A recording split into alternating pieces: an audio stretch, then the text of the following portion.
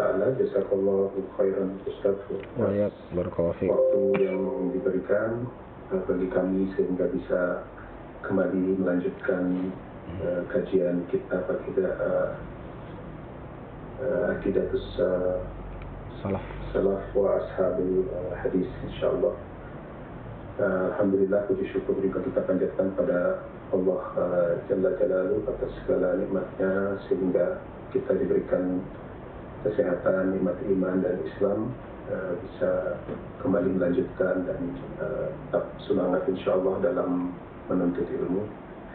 Sebelumnya izinkan kita membacakan beberapa tata tertib kajian online Zoom meeting mengaji. Kami mohon kepada jamaah untuk menggunakan nama yang sebenarnya sehingga mudah untuk dikenali. Juga marilah kita hadirkan niat dan bersungguh-sungguh dalam menyimak apa yang akan Ustaz sampaikan dan berusaha semaksimal mungkin untuk mencatat apa yang akan Ustaz sampaikan. Insyaallah akan ada tanya jawab seperti biasa di akhir kajian. Dipersilakan untuk yang raise hand bisa langsung bertanya kepada Ustaz. Wabil khusus untuk jamaah akhwat menonaktifkan kameranya. Adapun yang ingin menitipkan pertanyaan via Zoom chat bisa dititipkan kepada kami untuk dibacakan insyaallah. Demikian, Allah fikum.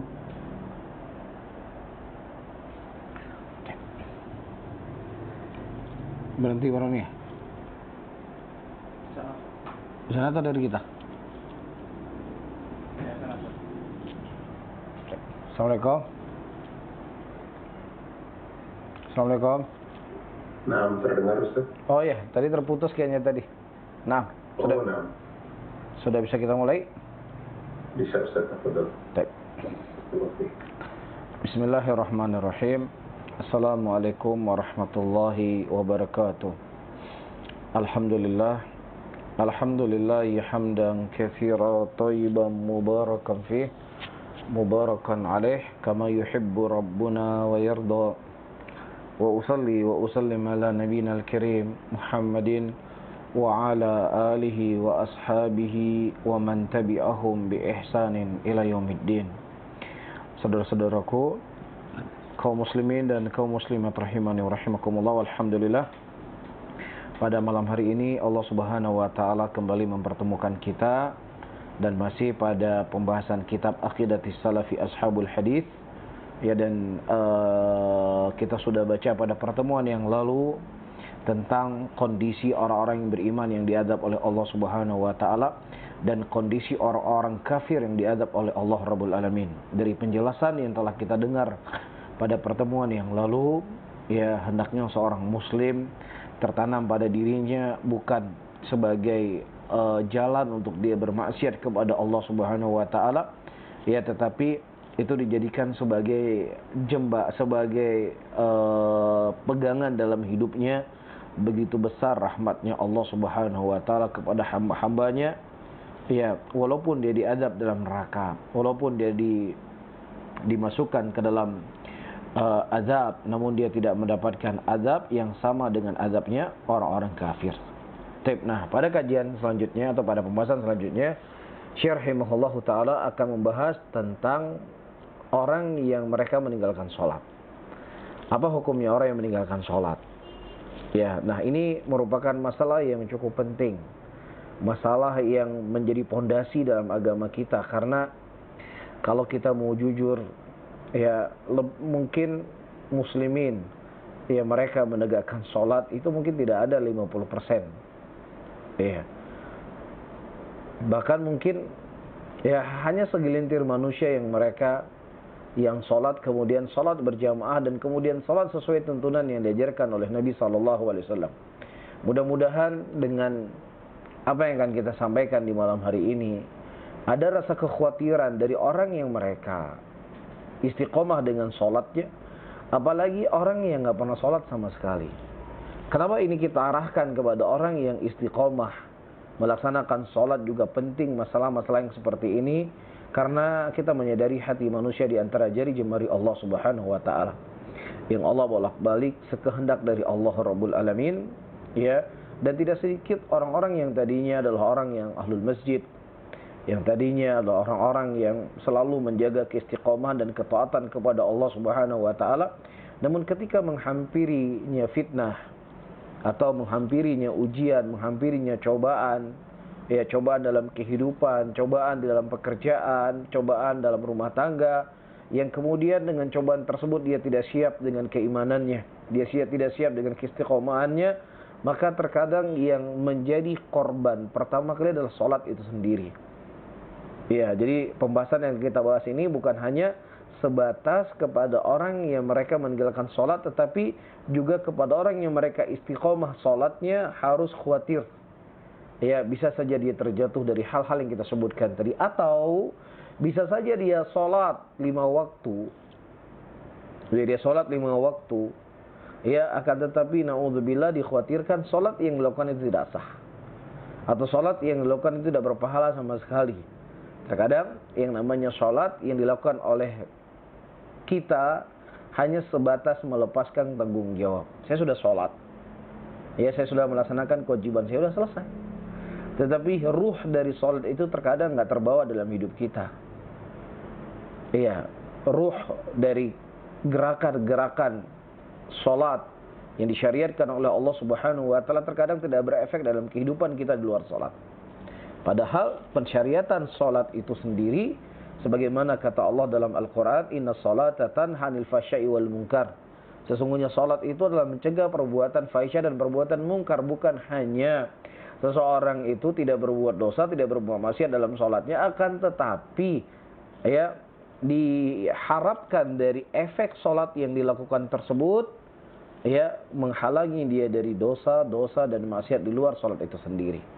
Bisa difahami, ya? Baik, kita fokus kepada pembahasan yang ingin kita bahas di malam hari ini. Disebutkan oleh Syekh rahimahullahu ta'ala, وَاخْتَلَفَ أَهْلُ الْحَدِيثِ فِي تَرْكِ الْمُسْلِمِ صَلَاةَ الْفَرْضِ مُتَعَمِّدًا. Berselisih para ulama hadis, ya, di dalam hukum seorang muslim meninggalkan salat dalam keadaan sengaja. Fakaffaruhu bidzalika Ahmad bin Hanbal wa jama'atun minal ulama'i salaf. Dan Imam Ahmad bin Hanbal dan jamaah dari kalangan para ulama salaf terdahulu, mereka mengkafirkan siapa yang meninggalkan salat dalam keadaan sengaja. Wa akhrajuhu bihi minal Islam, dan mengeluarkan mereka dari Islam. Baik, kita berhenti sejenak dari pembahasan ini. Para hadirin dan hadirat rahimani wa rahimakumullah, sebagaimana yang telah kita sampaikan pada kajian kita sebelumnya, dan kita murajaah lagi apa yang telah pernah kita lewati supaya ilmu itu semakin kuat, semakin kokoh dalam qalbu kita. Ya, dari bab apa? Dari bab di mana Ahlussunnah mereka selalu dituduh, ya, suka mengkafir-kafirkan muslimin. Ya, suka mengkafir-kafirkan muslimin. Wallahi, kita katakan Ahlussunnah, mereka tidak mengkafirkan muslimin sampai perbuatan mereka lah yang membuat mereka itu keluar dari Islam. Dan pembahasan ini bukanlah pembahasan yang hanya dibahas oleh ulama-ulama kita di zaman sekarang atau guru-guru kita. Akan tetapi mengeluarkan seseorang yang mengucapkan 2 kalimat syahadat la ilaha illallah, iya, itu sudah dilakukan dari zaman sahabat Nabi SAW. Sudah dilakukan oleh para imam yang datang setelahnya. Di antaranya adalah, ya, Imam Ahmad rahimahullah dan sekelompok dari ulama salaf yang lainnya, di mana mereka menghukumi kafirnya orang-orang yang mengaku dirinya muslim ketika dia tidak melaksanakan sholat. Jelas, ya? Nah, justru keyakinan yang sesatlah yang menganggap tidak ada amalan-amalan bisa mengeluarkan seseorang dari Islam. Pokoknya dia mengucapkan la ilaha illallah Muhammadur Rasulullah, ya udah selesai. Ya, apapun yang dilakukan selama dia mengucapkan 2 kalimat syahadat tersebut, dia masih dihukumi sebagai seorang muslim. maka kita katakan ini adalah akidah yang sesat, ini merupakan akidah yang menyimpang. Ini tidak dikenal oleh para salaf terdahulu. Tetapi para salaf kita terdahulu, ada amalan-amalan yang bisa mengeluarkan seseorang dari keislamannya. Ada amalan-amalan dosa yang dibuat oleh seseorang tidak mengeluarkan dia dari Islam. Menyelisih dari kelompok Khawarij, ya mereka mengeluarkan seseorang dari keislaman, dari dosa dan maksiat yang dilakukan oleh seseorang. Akan tetapi Ahlus Sunnati wal Jamaah, dari mazhabnya Ahlul Hadis, dari jalannya Ahlul Hadis, ya ada amalan-amalan yang bisa mengeluarkan seseorang dari Islam, dan ada amalan-amalan yang tidak mengeluarkan seseorang dari Islam ketika dia terjatuh dari dosa tersebut. Nah, di antara hal yang diperselisihkan oleh para ulama kita seperti yang telah kita singgung tadi adalah salat. Ya, Imam Ahmad dan sekelompok para ulama yang lainnya, mereka menghukumi orang yang meninggalkan salat dalam keadaan sengaja kafir. Dan ini harus disuarakan. Ini harus disampaikan. Ya, agar muslimin menyadari apa yang dilakukan hari ini bisa mengeluarkan dia dari Islam. Ya, dan dari sisi lain, teman-teman semuanya, para hadirin dan hadirat, seseorang ketika dia tidak sholat, dia tidak hanya sekedar mendapatkan dosa dan azab, ya kan Allah Subhanahu wa taala berikan kelak di yaumul qiyamah, akan tetapi dia diazab juga tidak bisa merasakan nikmatnya dekat dengan Allah. Ya, tidak merasakan nikmatnya ketika ruku dan sujud kepada Allah. Ini merupakan azab juga yang dia dapatkan. Kenapa saya katakan ini adalah azab? Karena di antara kenikmatan yang Allah berikan kepada penghuni bumi ini, ketika dia merasakan lezat beribadah kepada Allah Subhanahu wa taala, ini hakikat adalah surga yang dia miliki. Ya, makanya Nabi kita sallallahu alaihi wasallam, sebagaimana hadis yang cukup sering kita sampaikan, ya, hal yang menyejukkan hati Nabi itu ketika beliau ruku dan sujud kepada Allah. Ya Bilal, arihna bis shalah. Wa Bilal, istirahatkanlah aku dengan salat, karena salat itu merupakan penyejuk hatiku. Ya. Dan juga ternukilkan dari Khubayb radhiyallahu ta'ala anhu adahu, ketika beliau mau dieksekusi pada waktu itu oleh orang-orang musyrikin di awal Islam. Ya, hal yang menenangkan Khubayb radhiyallahu ta'ala anhu adalah salat yang beliau lakukan sebelum beliau dibunuh pada waktu itu. Sampai-sampai beliau mengatakan, kalau seandainya aku tidak khawatirkan kalian menganggap aku takut mati sehingga aku memanjangkan salatku, maka aku akan panjang salatku. Tapi karena kekhawatiran itu pada diriku, maka aku ringkas salatku, supaya kalian jangan berpikir saya takut mati. Subhanallah. Ketenangan seorang muslim, teman-teman semuanya, ketika dia menjaga batasan-batasan Allah, dan di antara batasan Allah yang paling lezat yang Allah jadikan adalah ruku dan sujudnya seseorang untuk Allah Rabbul Alamin. Jelasnya dari sisi mana orang yang mereka tidak sholat, ya, dia mendapatkan azab di dunia karena dia tidak merasakan lezatnya hatinya ketika beribadah kepada zat yang menciptakan dirinya. Bisa difahami? Lil khabaris sahih, dan dalilnya Imam Ahmad dan para ulama yang lainnya, kafirnya orang-orang yang mereka meninggalkan sholat, bainal abdi wasyirki tarkus salati, faman taraka salata faqad kafar. Baik, Rasulullah sallallahu alaihi wasallam menyebutkan bainal abdi wasyirki, antara seorang hamba dengan kesyirikan itu ada jurangnya, ada pemisahnya. Maka tarkus salati, maka meninggalkan salat itu merupakan jar pemisah di antara kesyirikan dengan keimanan, antara kekufuran dengan ketauhidan. Maka Nabi SAW mengatakan, faman taraqas salata faqad kafar. Nah, barang siapa yang mereka meninggalkan salat, maka sungguh dia telah kafir. Ini hadis diriwayatkan oleh Imam Muslim rahimahullahu taala di dalam kitab sahihnya beliau. Baik. Ini pendapat pertama. Wa dhahaba Syafi'i wa ashabuhu wa jama'atu min al-ulama as-salafi rahimahullahu taala alaihim ajma'in illa annahu la yukfaru ma dama mu'taqadan liwujubiha wa inna ma yustawjabu al-qatl kama yastawjabu al-murtad anil Islam. Baik.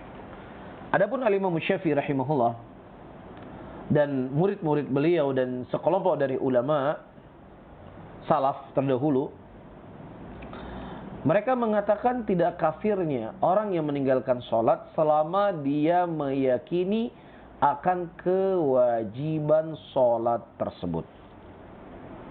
Taib. Nah, penukilan dari Al-Imam Syafi'i dalam masalah ini, ya, ada sebagian ulama yang mereka menukilkan dari Imam Syafi'i dengan pendapat ini, dan ada sebagian para ulama yang menukilkan pendapat Al-Imam Syafi'i justru kafirnya orang-orang yang mereka meninggalkan sholat, sebagaimana yang ternukilkan dari Imam Ahmad rahimahullahu ta'ala. Taib. Nah, terkadang ada satu stigma di tengah masyarakat, ya, asalkan kita sebagai, atau kalau kita sebagai seorang ahlu sunnati wal jamaah, ya, dan kemudian kita berakidah dengan akidah Syafi'i, atau kita bermadhab dengan madhab Syafi'i, ya kalaupun nggak sholat, ya udah nggak ada masalah, kita ini ahlu sunnati wal jamaah. Ada terkadang sebagian masyarakat mereka punya pandangan seperti sebagian, saya nggak katakan semuanya. Maka ini adalah sebuah kekeliruan. Ya, ini adalah sebuah kesalahan. Nah, orang-orang yang mereka hidup di zaman Nabi SAW, berjihad bersama Rasulullah, iya, salat bersama Nabi SAW, ketika mereka melakukan kesalahan tetap dihukumi salah. Iya, tetap mereka diancam dengan ancaman oleh Nabi SAW. Bahkan hadis yang cukup populer yang datang dari Fatimah radhiyallahu taala anha, di mana kata Nabi SAW, "Wahai Fatimah, ya, aku tidak akan bisa membelamu sedikit pun di sisi Allah kecuali amalan yang kau lakukan. Bahkan kalau seandainya putrinya Rasulullah itu mencuri, maka Nabi juga tetap akan memotong tangannya." Sehingga tidaklah seseorang penisbatan dia kepada sesuatu hal yang kemudian dia bebas melakukan apapun yang dia ingin lakukan. Ini bukan akidahnya kita. Justru ini merupakan akidahnya Nasrani, yang mana Nasrani mereka berkeyakinan siapa yang meyakini akan juru selamat, yaitu Nabi Isa sebagai juru selamat atau Tuhan menurut mereka, maka semua dosa-dosa itu telah ditanggung oleh Nabi Isa alaihissalam. Maka ini merupakan keyakinan yang sangat salah, pemikiran yang sangat keliru. Ya, karena dosa seseorang itu, sebagaimana kata Allah dalam Al-Quran, وَلَا تَزِرُ وَزْرَةٌ وِزْرَ أُخْرَى. Tidaklah seseorang itu dikatakan berdosa dikarenakan dosa orang lain. Ya, begitu juga, ya, apa yang saya sebutkan tadi, ketika seseorang berbuat dosa, tidak bisa kemudian dosanya itu dinisbatkan kepada orang lain. Masing-masing kita bertanggung jawab dari dosa yang kita lakukan, kecuali ya dosa yang orang lain lakukan itu dikarenakan kita yang menciptakan dosa tadi. Kita yang mengajak orang untuk berbuat dosa, kita yang menjadi contoh dosa tersebut, maka itu akan mengalir kepada kita dosa yang mereka lakukan tanpa mengurangi sedikit pun dosa orang tadi. Bisa difahami ya? Kita fokus kembali. Wa inna ma yustajabul qatl. Hanya saja mereka tidak mengkafirkan orang yang meninggalkan sholat, akan tetapi mereka dibunuh. Ya, sebagaimana dibunuhnya orang yang murtad dari Islam. Subhanallah. Ya. Ini pendapatnya Al-Imam Syafi'i rahimahullah. Iya, ini jalannya beliau. Ya, sebagaimana ditunukilkan di sini, kalaupun misalnya dia tidak dikafirkan, alal qaul sebagian yang menukilkan tidak mengkafirkan, tetapi bukan berarti dia dibiarkan. Bukan berarti dia tidak diberikan hukuman, bahkan hukuman yang diberikan dalam mazhab Syafi'iyah, dia dibunuh sebagaimana dibunuhnya orang yang murtad. Tapi orang yang murtad, kalau dia tidak bertobat, dia kekal di neraka selama-lamanya. Tapi orang yang mereka meninggalkan sholat, dia tidak kekal di neraka. Alal qaul yang mengatakan tidak kafirnya orang meninggalkan sholat dalam keadaan sengaja, selama dia meyakini akan kewajiban sholat tersebut. Bisa difahami ya teman-teman semuanya? Wa ta'awwalul khabar min tarki shalah jahidan. Sehingga hadis-hadis yang datang dari Nabi SAW, ya, farqun bainana wa bainum as-shalah faman taraka faqad kafar, itu mereka takwil kalau dia menentang akan kewajiban salat. Jadi ucapan Nabi SAW, saya ulangi kembali, ucapan Nabi SAW, siapa yang meninggalkan salat dia kafir, itu maksudnya ketika dia menentang akan kewajiban salat. Namun kalau seandainya mereka tetap meyakini akan kewajiban sholat, tetapi dia meninggalkan sholat karena malas, maka orang seperti ini tidak dikafirkan. Itu menurut sebagian para ulama. Kama akhbara subhanahu an Yusuf alaihissalam. Sebagaimana yang disebutkan dari Nabi Yusuf alaihissalam, di mana beliau mengatakan, Inni taraktu millata qaumin la yu'minuna billahi wal hum bil akhiratuhum kafirun. Sesungguhnya aku meninggalkan agama kaumku yang mereka tidak beriman kepada Allah Subhanahu wa taala, dan mereka juga wahum bil akhirati, dan mereka dengan akhirat mereka mengkufuri akan akhirat tersebut. Ya, walam yakutalabbas bi kufrin fariqahu walakin tarakahu jahidan lahu. Nah, di sini Nabi Yusuf alaihissalam meninggalkan mereka, ya, jahidan lahu, sebagai bentuk adalah jahid. Jahid, apa kita artikan tadi? Jahid itu adalah menentang akan kewajibannya. Nah, dengan ayat ini sebagian para ulama membawa kepada hukum hadis Rasulullah SAW yang mereka meninggalkan sholat itu ketika dia menentang akan kewajibannya. Tetapi kalau dia tidak menentang akan kewajiban sholat, maka ini tidaklah dikafirkan. Namun alasan dan argumentasi sebagian para ulama ini dibantah oleh para ulama yang lainnya. Sebagaimana disebutkan oleh mu'alliq di bawah, wa hadza ta'wilun ba'idun li'anna qad waqal ijma' ala kufrin man jahada syai'an ma'luman min ad-din bil darurah. Ya, dan takwil inilah takwil yang sangat jauh sekali. Li'anna qad waqa'il ijma', karena telah tegak ijma' kafirnya orang-orang yang mereka menentang sesuatu perkara yang itu adalah hal yang dimaklumi dalam agama. Jelas? Nah, di antara hal yang dimaklumi dalam agama adalah sholat, puasa, zakat, haji. Maka siapa saja yang mereka menentang akan kewajiban sholat, menentang akan kewajiban puasa, menentang akan kewajiban haji, maka dia kafir. Ini perkara yang maklum dalam agama. Jadi kalau dikatakan hadis Rasulullah SAW ini kepada orang yang menentang, ya jelas bukan hanya dalam sholat saja orang menentang bisa kafir. Tetapi apa saja amalan-amalan yang seseorang menentang akan kewajibannya bisa kafir. Ya, bahkan perkara-perkara yang lain yang datang dari Nabi SAW, dia menentang perkara tersebut, maka dia bisa kafir. Misalnya Rasulullah mengatakan makan dengan tangan kanan, tidak boleh makan dengan tangan kiri. Dia tahu ada hadis dari Nabi tentang perintah untuk makan dengan tangan kanan, tapi dia mengatakan aku nggak mau percaya dengan hadis ini. Menentang nggak dia? Menentang.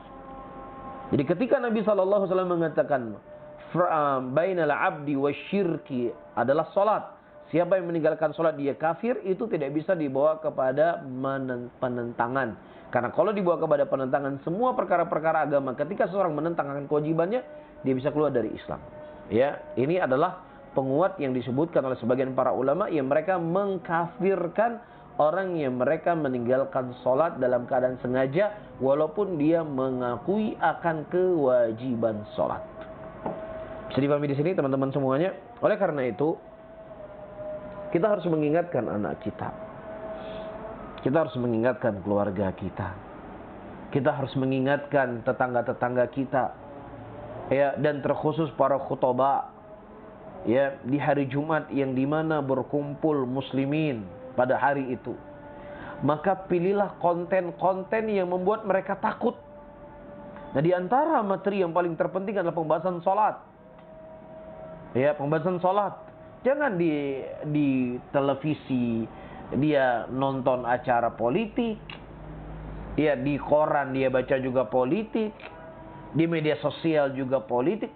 Pas khutbah Jumat, khatibnya juga ngomong politik juga akhirnya.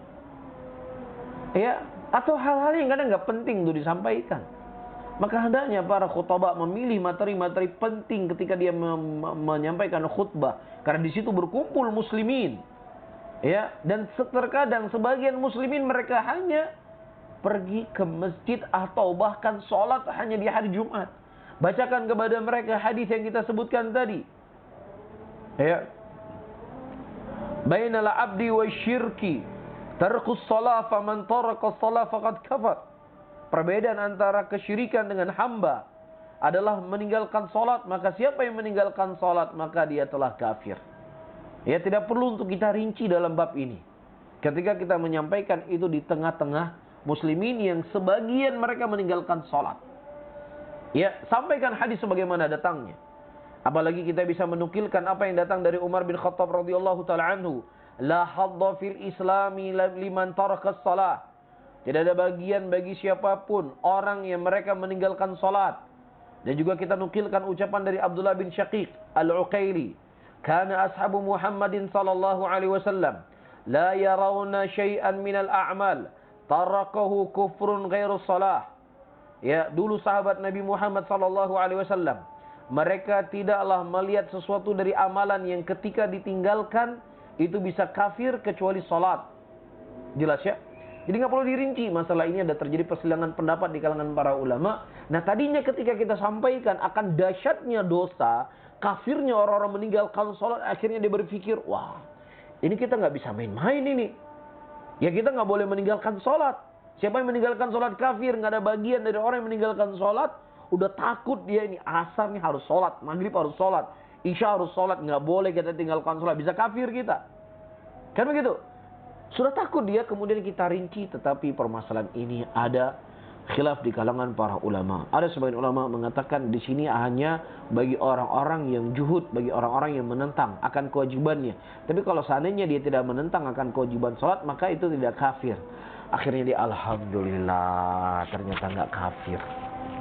Paham ya? Jadi dalam menyampaikan ilmu terkadang teman-teman semuanya kita harus punya metode. Jadi bukan hanya kontennya benar, Al-Quran Sunnah di atas pemahaman para salaf, tetapi juga bagaimana cara menyampaikan ilmu juga penting.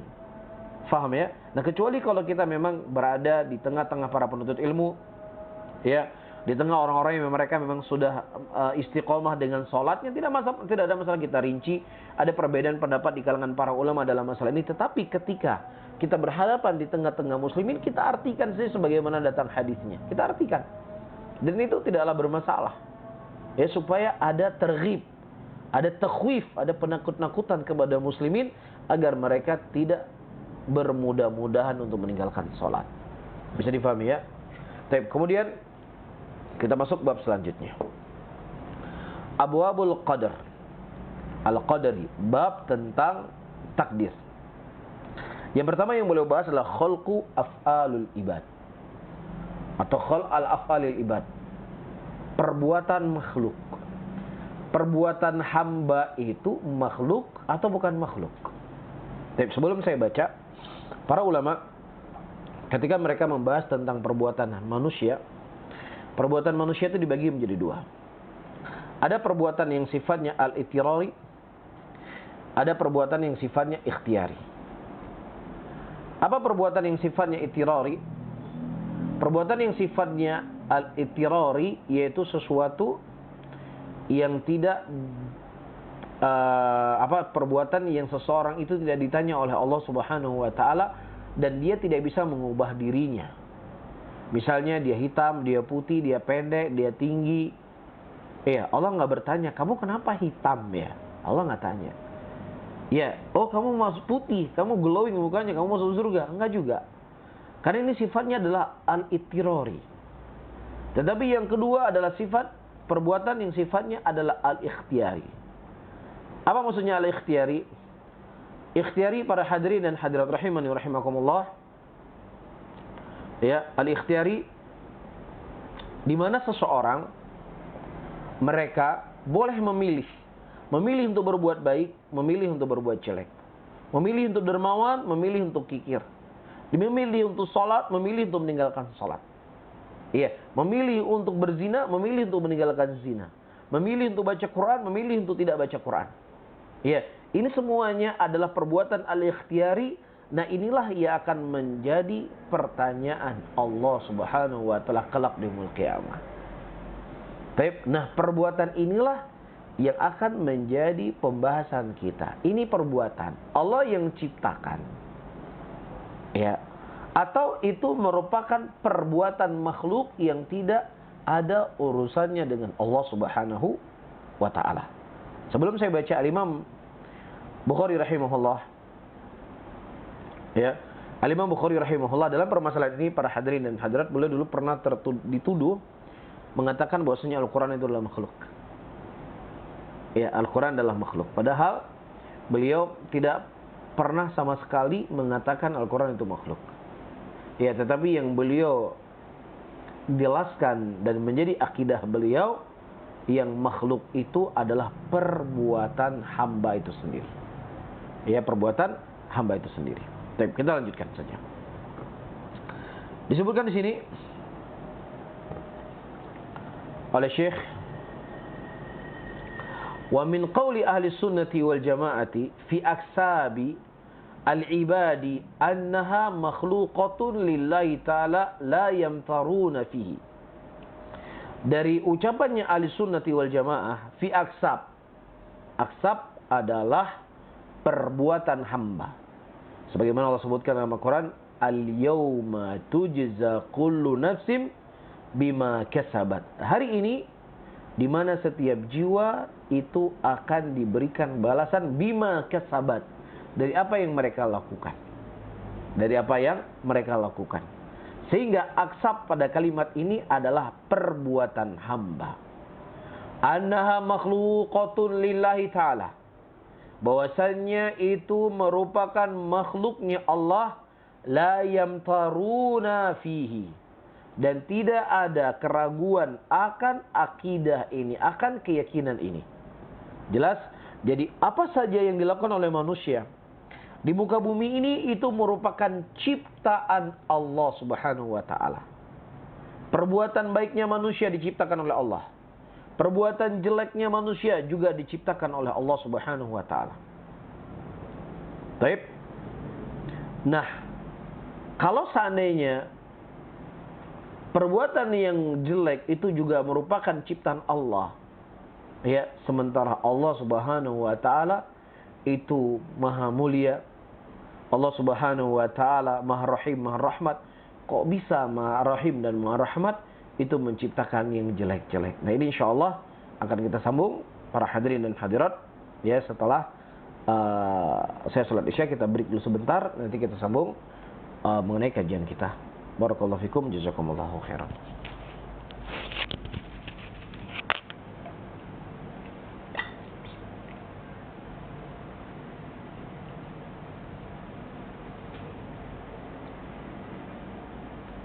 بسم الله الرحمن الرحيم يسبح لله ما في السماوات وما في الأرض له الملك وله الحمد وهو على كل شيء قدير هو الذي خلقكم فمنكم كافر ومنكم مؤمن والله بما تعملون بصير خلق السماوات والأرض بالحق وصوركم فأحسن صوركم وإليه المصير يعلم ما في السماوات والأرض ويعلم ما تسرون وما تعلنون والله عليم بذات الصدور ألم يأتكم نبأ الذين كفروا من قبل فذاقوا وبال أمرهم ولهم عذاب أليم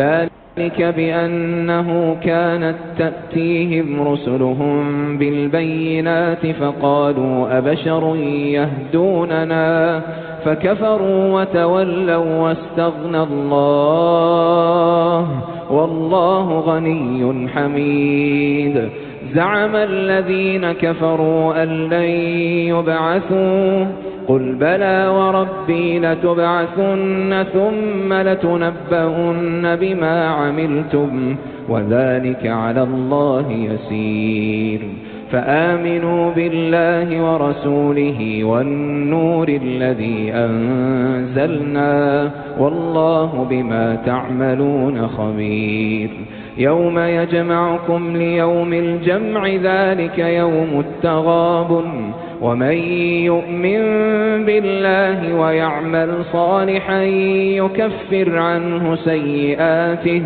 ويدخله جنات تجري من تحتها الأنهار خالدين فيها أبدا ذلك الفوز العظيم. والذين كفروا وكذبوا بآياتنا أولئك أصحاب النار خالدين فيها وبئس المصير. ما أصاب من مصيبة إلا بإذن الله ومن يؤمن بالله يهد قلبه والله بكل شيء عليم. وأطيعوا الله وأطيعوا الرسول فإن توليتم فإنما على رسولنا البلاغ المبين.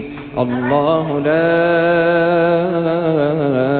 إله إلا هو وعلى الله فليتوكل المؤمنون.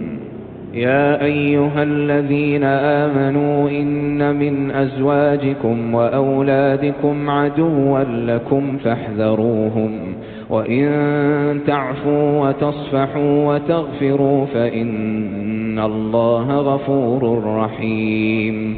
إنما أموالكم وأولادكم فتنة والله عنده أجر عظيم. فاتقوا الله ما استطعتم واسمعوا وأطيعوا وأنفقوا خيرا لأنفسكم ومن يوق شح نفسه فأولئك هم المفلحون. إن تقرضوا الله قرضا حسنا يضاعفه لكم ويغفر لكم والله شكور حليم. عالم الغيب والشهادة العزيز الحكيم.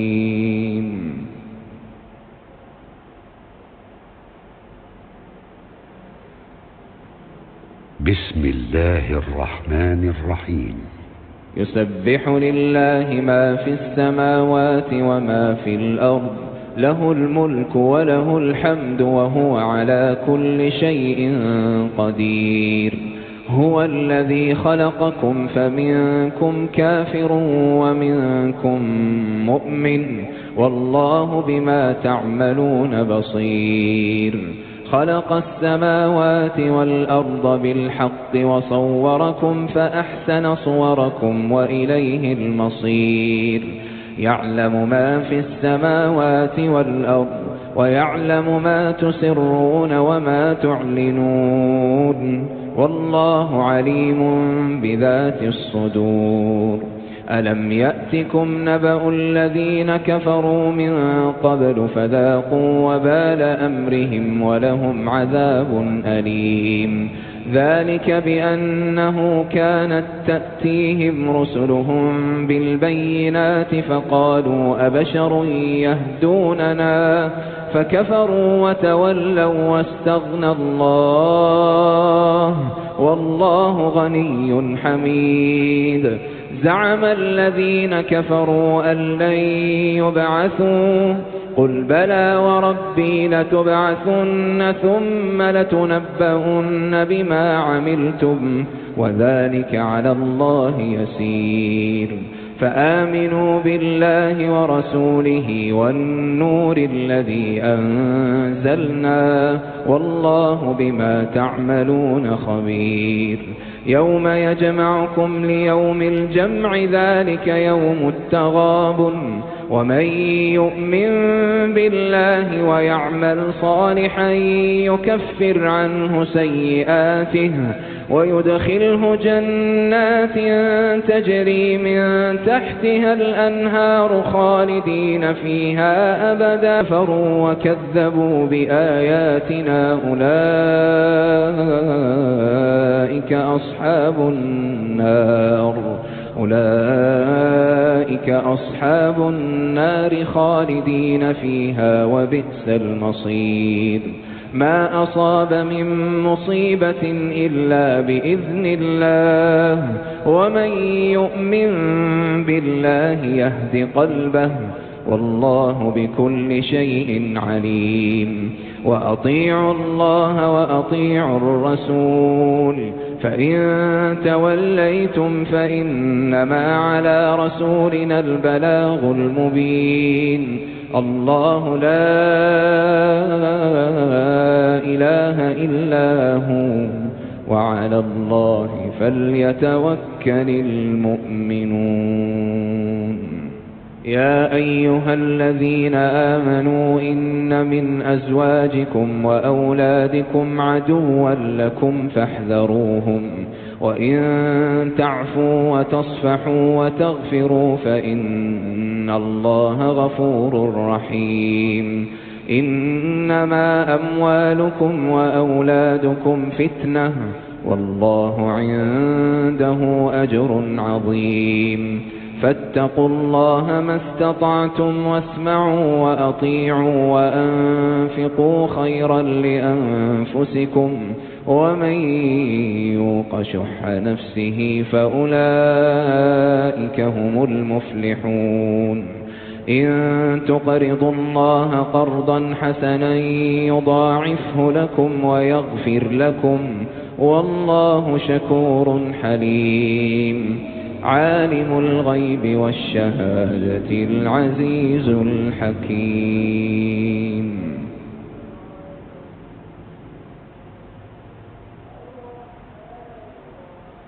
بسم الله الرحمن الرحيم يسبح لله ما في السماوات وما في الأرض له الملك وله الحمد وهو على كل شيء قدير هو الذي خلقكم فمنكم كافر ومنكم مؤمن والله بما تعملون بصير خلق السماوات والأرض بالحق وصوركم فأحسن صوركم وإليه المصير يعلم ما في السماوات والأرض ويعلم ما تسرون وما تعلنون والله عليم بذات الصدور ألم يأتكم نبأ الذين كفروا من قبل فذاقوا وبال أمرهم ولهم عذاب أليم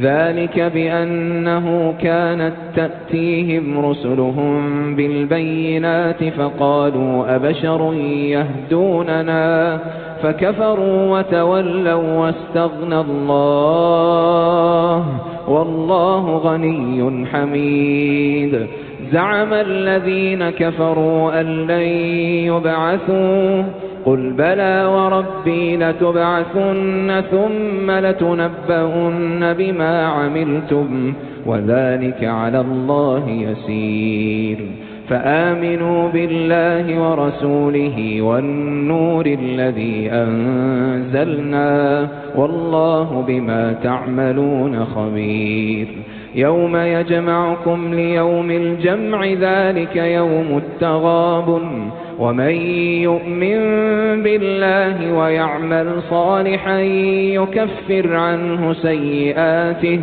ويدخله جنات تجري من تحتها الأنهار خالدين فيها أبدا ذلك الفوز العظيم والذين كفروا وكذبوا بآياتنا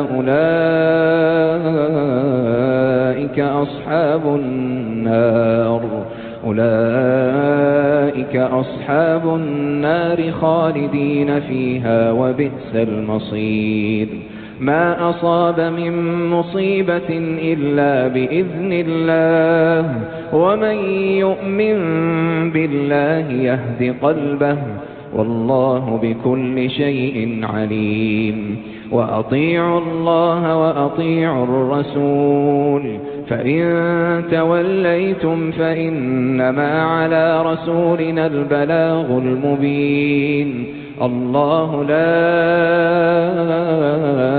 إله إلا هو وعلى الله فليتوكل المؤمنون يا أيها الذين آمنوا إن من أزواجكم وأولادكم عدوا لكم فاحذروهم وإن تعفوا وتصفحوا وتغفروا فإن الله غفور رحيم. إنما أموالكم وأولادكم فتنة والله عنده أجر عظيم. فاتقوا الله ما استطعتم واسمعوا وأطيعوا وأنفقوا خيرا لأنفسكم ومن يوق شح نفسه فأولئك هم المفلحون. إن تقرضوا الله قرضا حسنا يضاعفه لكم ويغفر لكم والله شكور حليم. عالم الغيب والشهادة العزيز الحكيم.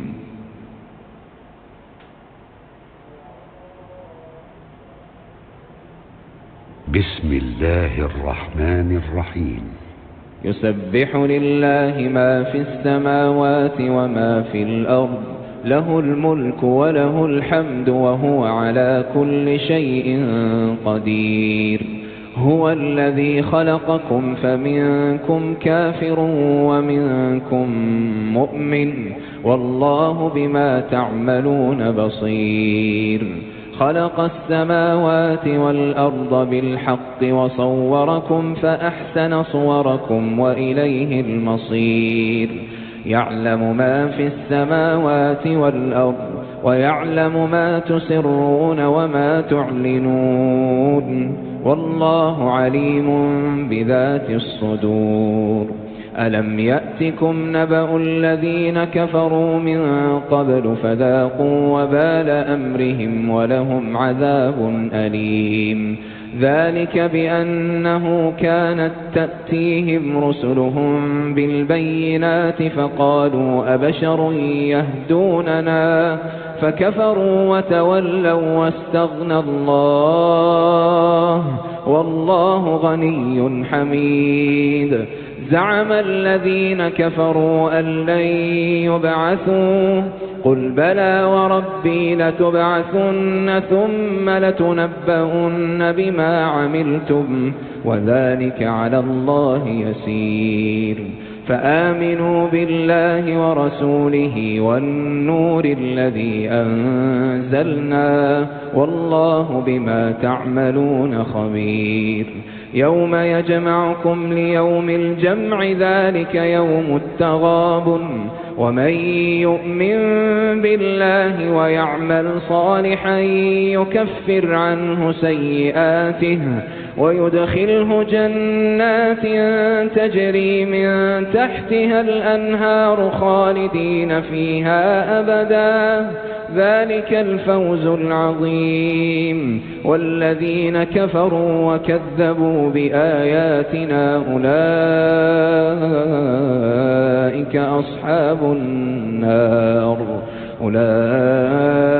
أصحاب النار خالدين فيها وبئس المصير. ما أصاب من مصيبة إلا بإذن الله ومن يؤمن بالله يهد قلبه والله بكل شيء عليم. وأطيعوا الله وأطيعوا الرسول فإن توليتم فإنما على رسولنا البلاغ المبين. الله لا إله إلا هو وعلى الله فليتوكل المؤمنون. يا أيها الذين آمنوا إن من أزواجكم وأولادكم عدوا لكم فاحذروهم وإن تعفوا وتصفحوا وتغفروا فإن الله غفور رحيم.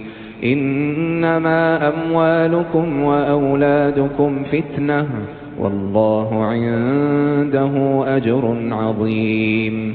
فاتقوا الله ما استطعتم واسمعوا وأطيعوا وأنفقوا خيرا لأنفسكم ومن يوق شح نفسه فأولئك هم المفلحون.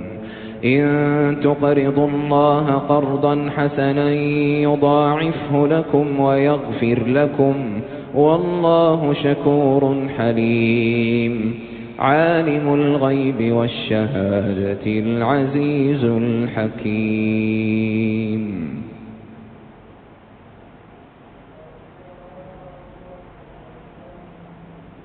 بسم الله الرحمن الرحيم. يسبح لله ما في السماوات وما في الأرض له الملك وله الحمد وهو على كل شيء قدير. هو الذي خلقكم فمنكم كافر ومنكم مؤمن والله بما تعملون بصير. خلق السماوات والأرض بالحق وصوركم فأحسن صوركم وإليه المصير. يعلم ما في السماوات والأرض ويعلم ما تسرون وما تعلنون والله عليم بذات الصدور. ألم يأتكم نبأ الذين كفروا من قبل فذاقوا وبال أمرهم ولهم عذاب أليم. ذلك بأنه كانت تأتيهم رسلهم بالبينات فقالوا أبشر يهدوننا فكفروا وتولوا واستغنى الله والله غني حميد. زعم الذين كفروا أن لن يبعثوا قل بلى وربي لتبعثن ثم لتنبؤن بما عملتم وذلك على الله يسير. فآمنوا بالله ورسوله والنور الذي أنزلنا والله بما. Seorang hamba itu ada yang sifatnya adalah ittirari dan ada sifatnya adalah al-ikhtiyari. Dan kemudian kalau Allah Subhanahu wa taala Maha Rahim dan Maha Rahmat dan Allah mencintai hal yang baik-baik, kenapa Allah Subhanahu wa taala menciptakan perkara-perkara yang jelek? Kalau kita mengatakan bahwasannya segala sesuatu perbuatan hamba baik ataukah jelek itu merupakan perbuatan Allah Subhanahu wa taala. Kalau kita bertanya soal yang saya sebutkan tadi adalah dengan maksud dan tujuan ingin mengetahui hikmahnya, maka tidak ada masalah. Tapi kalau seandainya seseorang bertanya dengan soal yang saya sebutkan tadi adalah sebagai bentuk meragukan dari keagungan Allah Subhanahu wa taala, maka ini jelas hal yang keliru dan hal yang salah. Tapi kita ketahui Allah Subhanahu wa taala memiliki dua iradah. Yang pertama iradatul syar'iyah, yang kedua adalah iradatul kauniyah. Iradatul syar'iyah adalah segala sesuatu perkara yang dicintai oleh Allah Subhanahu wa taala yang itu bisa terjadi dan bisa tidak terjadi. Dan tidak terjadi bukan berarti Allah Subhanahu wa taala tidak mampu untuk melakukannya, akan tetapi itu adalah kehendak dan hikmah yang Allah Subhanahu wa taala inginkan. Yang kedua adalah iradatul kauniyah. Iradatul kauniyah adalah segala sesuatu yang terjadi di muka bumi ini, ya, yang itu bisa dicintai oleh Allah dan itu bisa tidak dicintai oleh Allah. Itu bisa dibenci oleh Allah dan itu bisa dicintai oleh Allah Subhanahu wa taala. Apa saja yang terjadi di muka bumi ini? Adanya Abu Lahab, adanya Abu Jahal, adanya Fir'aun, adanya iblis, adanya musyrikin, adanya kufar dan seterusnya. Ini merupakan segala sesuatu yang dikehendaki oleh Allah Subhanahu wa taala. Dan itu merupakan perbuatannya hamba yang diciptakan oleh Allah Subhanahu wa taala. Nah, yang jadi pertanyaan, kalau seandainya Allah tidak mencintai perbuatan yang jelek, kenapa Allah Subhanahu wa taala menciptakan kejelekan tersebut? Maka kita menjawab, para hadirin dan hadirat rahimani wa rahimakumullah, seperti yang telah diterangkan dan dijelaskan oleh para ulama. Iya, kalau kita berbicara tentang perbuatan yang kembali kepada Allah Subhanahu wa ta'ala, maka di dalamnya semuanya kebaikan, tidak ada sesuatu yang datang dari Allah adalah kejelekan. Sebagaimana kata Nabi SAW, wa amma syarru laysa alik. Adapun kejelekan itu tidak akan pernah kembali kepada engkau wahai Allah Subhanahu wa ta'ala. Namun, ya, para hadirin dan hadirat rahimani wa rahimakumullah, jelek itu adalah binisbah al-maqdur, bukan binisbah al-qadar. Ya, jelek adalah binisbah kepada yang ditakdirkan. Ya, nah ketika Allah Subhanahu wa taala menakdirkan sesuatu yang jelek kepada si A, itu bisa saja kejelekan untuk dirinya. Baik, bukan maksudnya perbuatan Allah yang jelek, perbuatan Allah nggak ada yang jelek.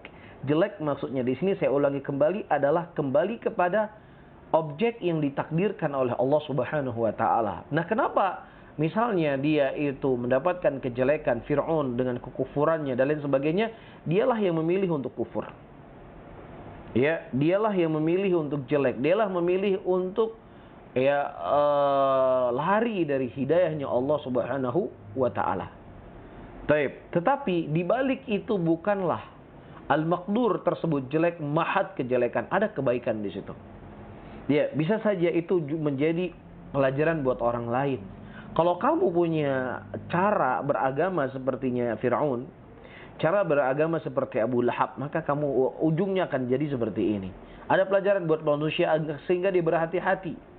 Dan bisa saja terkadang kejelekan itu secara zat, tetapi ada efek kejelekan tersebut melahirkan kebaikan untuk dirinya. Seseorang misalnya dia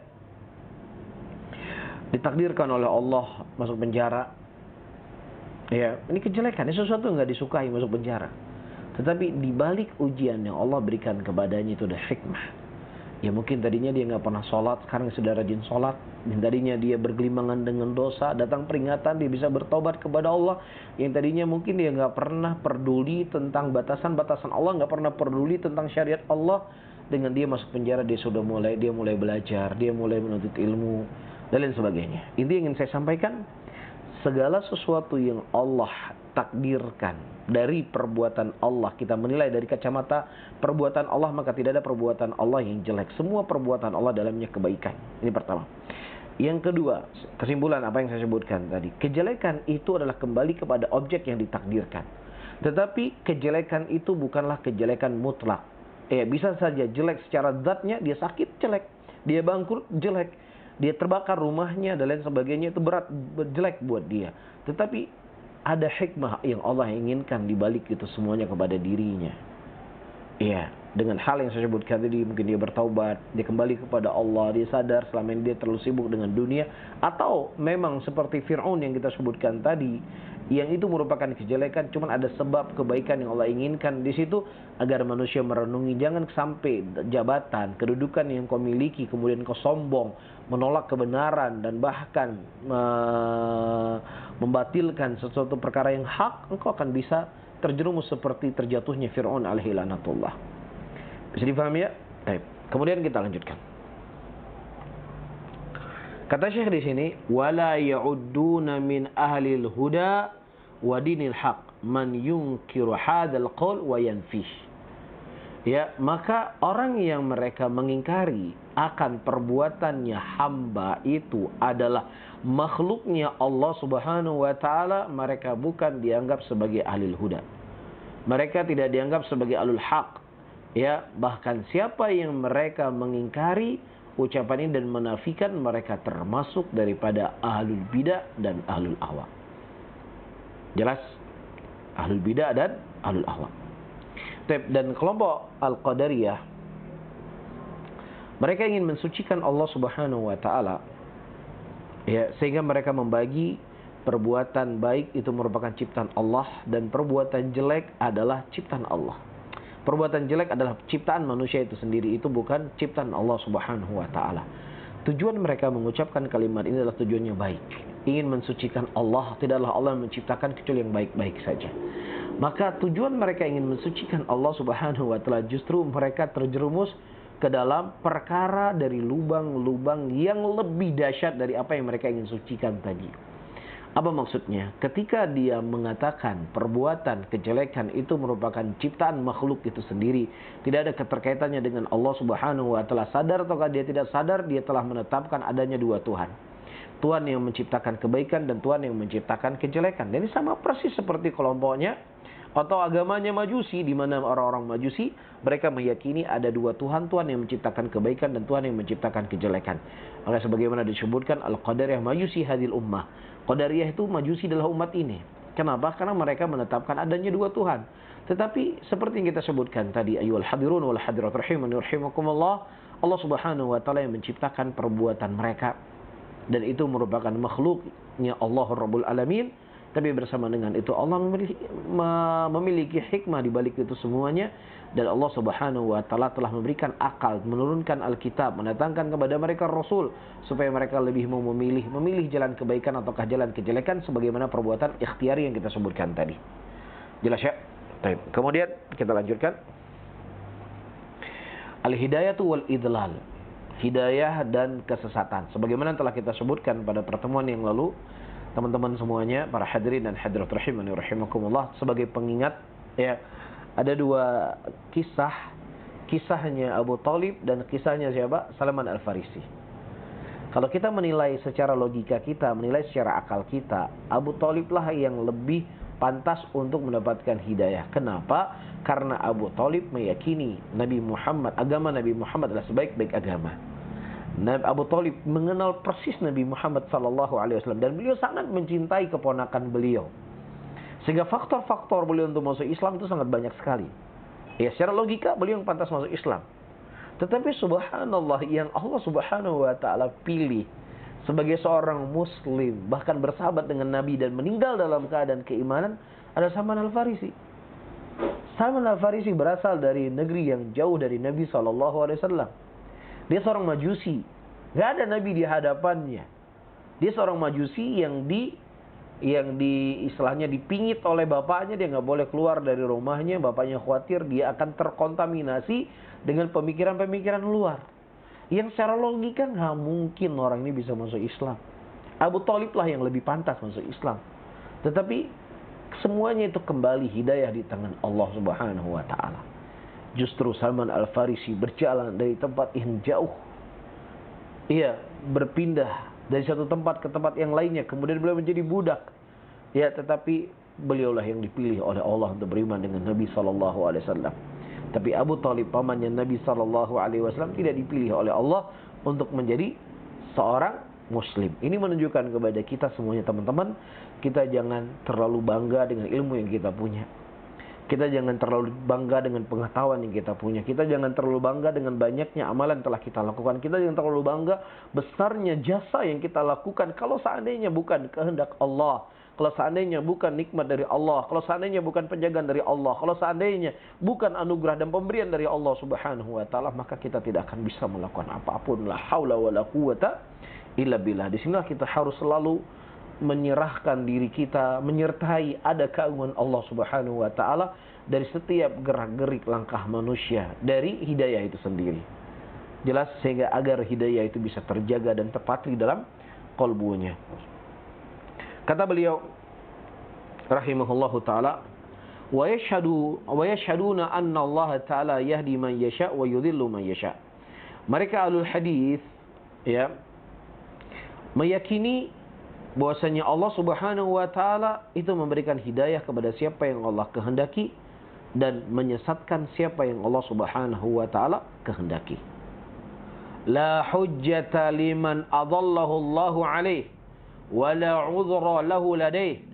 Qala Allah taala qul falillahil hujjatul balighah falau syaa lahadakum ajma'in.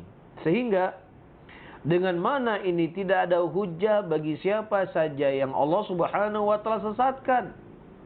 Dia tidak meminta untuk diciptakan di muka bumi ini. Kemudian Allah Subhanahu wa taala menciptakan dia. Setelah Allah Subhanahu wa taala menciptakan dia, kemudian Allah jadikan dia kafir.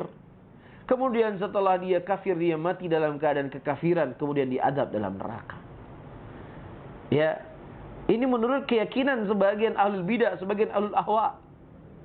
Ya, jadi menganggap Allah Subhanahu wa taala itu tidak adil.